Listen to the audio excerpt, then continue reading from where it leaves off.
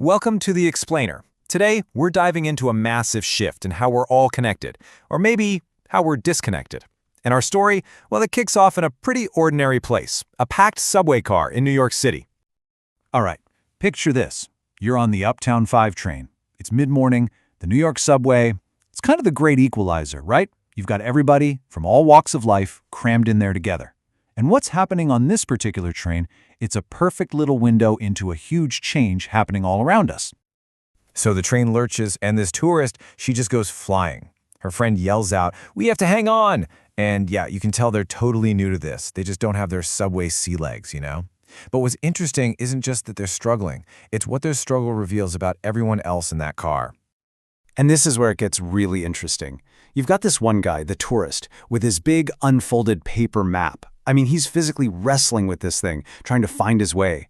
And then there's everyone else, all the younger commuters completely zoned out, just staring into the cool glow of their screens. They're in these little digital bubbles, totally separate from the physical world of the train. It's like two different species sharing the same space. So what's really going on here? I mean, it's not just about Maps versus Google Maps, right? No. This little scene on the subway, it's a snapshot of a massive divide that's splitting our society in two. Okay, so let's dig into that divide. A great way to think about it is this idea of a digital bubble. It's this invisible, personal world of constant connectivity that a lot of us live in now, maybe without even realizing it. And the pull of that bubble is, well, it's intense. Get this, the most frequent users check their phones up to 900 times a day. 900! So why? What makes these little devices so ridiculously compelling? It's not just a bad habit, folks. It's brain chemistry. You know the story of Pavlov's dogs, right? You rang a bell, the dogs got food, and soon they'd start drooling at just the sound of the bell. Well, our phones are doing the exact same thing to us. Every single ding, every buzz, every little notification, it gives your brain a tiny squirt of dopamine. That's the feel-good chemical. So we're literally being trained, notification by notification, to crave that next digital fix. And this whole process, it starts incredibly early. The average kid between 8 and 18 spends 53 hours a week media multitasking. 53 hours. That's more than a full-time job. Think about that. For them, it's not about using a screen to access the world. The screen is the world. It's their default setting for reality. And you can really see this creating two totally different cultures, split right down generational lines. I mean, look at this chart. We asked, do you sleep with your phone? A whopping 80% of millennials said yes. For baby boomers, only 33%. That's a huge gap. It's more than just a habit. It's a fundamentally different way of existing in the world. This split is even changing how we get our information. You know, that old ritual of sitting down with a newspaper, feeling the paper, focusing on one story at a time? That's being completely replaced by the infinite, chaotic scroll of a social feed. And it's not subtle. When one young woman was interviewed for NPR, she just flat out said it. Newspapers are for old people. Ouch.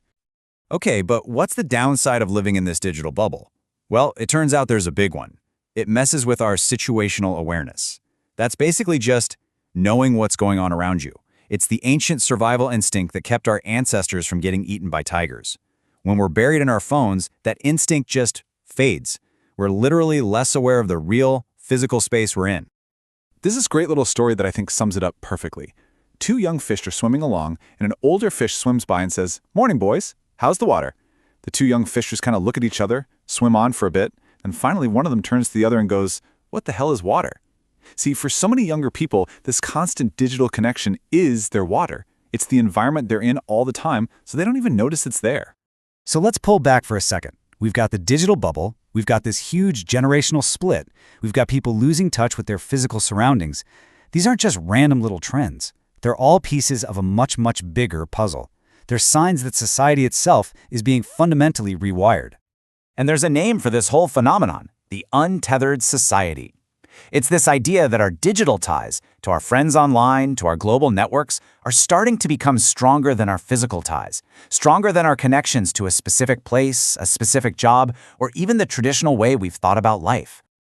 A powerful way to think about it is like a new kind of social DNA. You've got this double helix, right? One strand is technology, the other is our behavior. And they're twisting around each other, constantly influencing each other, and basically rewriting the code for how we operate as a society. Okay, That's the big idea. But what does this untethered life actually look like for real people? To get a better sense, let's look at a couple of examples of people who are pretty much living on the cutting edge of this new world. So first up, meet Ryan.